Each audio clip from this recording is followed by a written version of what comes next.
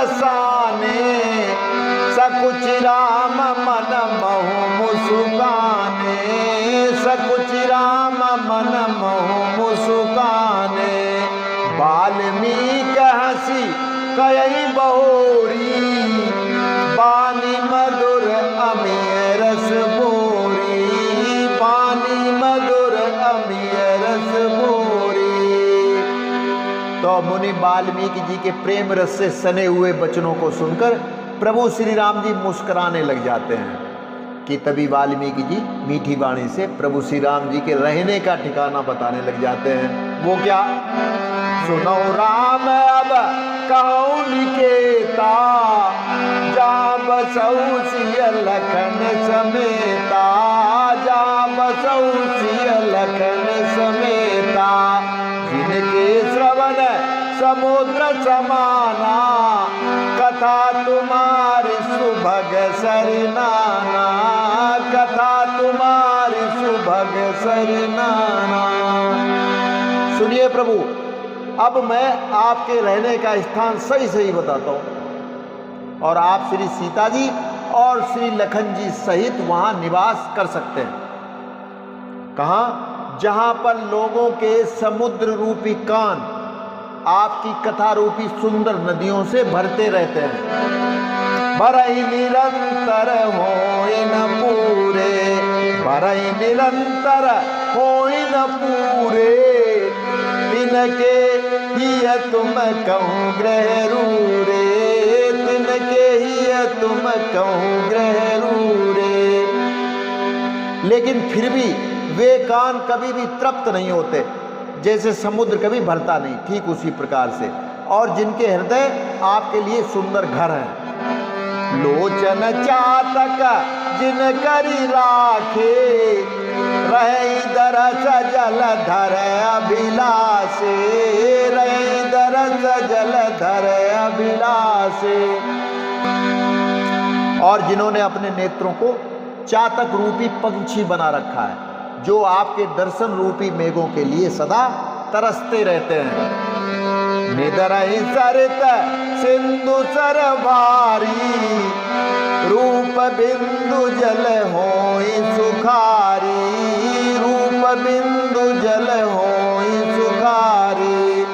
तिनके हृदय सदन सुखदायक, तिनके हृदय सदन सुखदायक, तिनके हृदय सदन सुखदायक, तिनके हृदय सदन सुखदायक।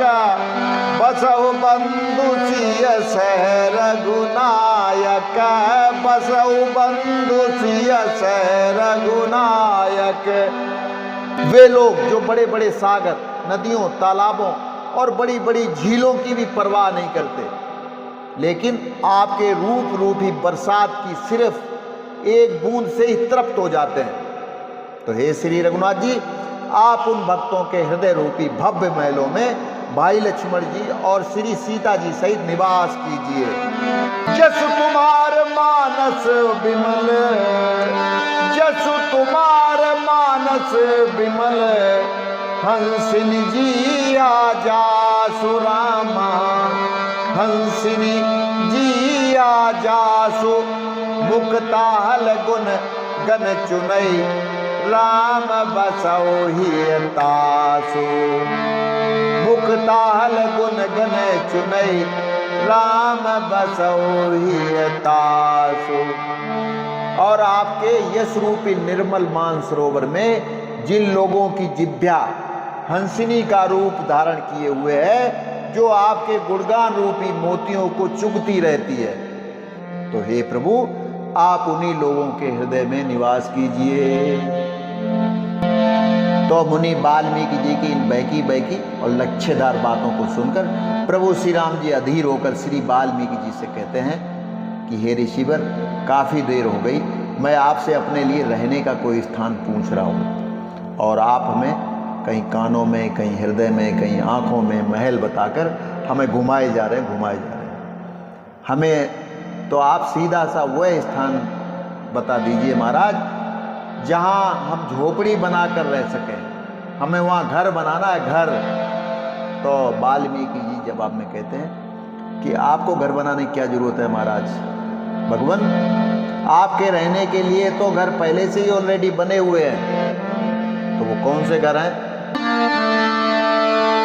बोल उठे रघुवंश मणि ठहरो तो कविराज, आप सजाने लग गए अब कविता का साज, आप सजाने लगे गए अब कविता का साज। तो ऋषि वाल्मीकि जी कहते हैं नहीं, कविता नहीं है प्रभु, तो फिर क्या है?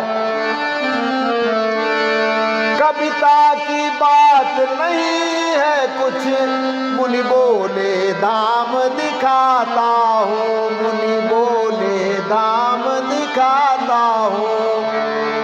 जब और पूछते हैं रघुबर तो सुनिए और बताता हूँ,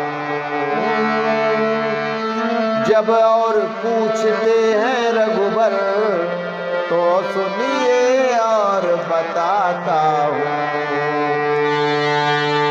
जिस गृहस्थ के घर तुलसी हो, जिस गृहस्थ के घर तुलसी हो, रहते हो शालिग्राम सदा, रहते हो शालिग्राम सदा। जिसके सब कर्म सात्विक हो, निस्वार्थ सदा निष्काम सदा। जिसके सब कर्म सात्विक हो, निस्वार्थ सदा निष्काम सदा।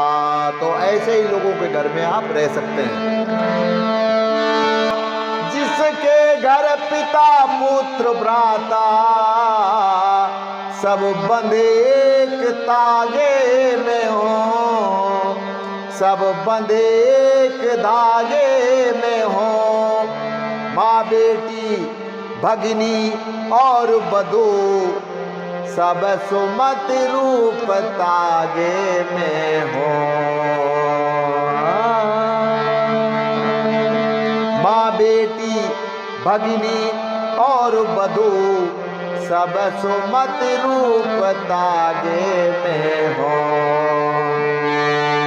गृह कार्य नारियां करती हो, नर करते हो उद्योग सदा, नर करते हो उद्योग सदा। ऐसे घर रहिए सीतापति, रहता है जहाँ सुयोग सदा। ऐसे घर रहिए सीतापति, रहता है जहाँ सुयोग सदा। तो बस आज के लिए इतना ही, कल फिर मिलते हैं। नमस्कार, जय श्री राम।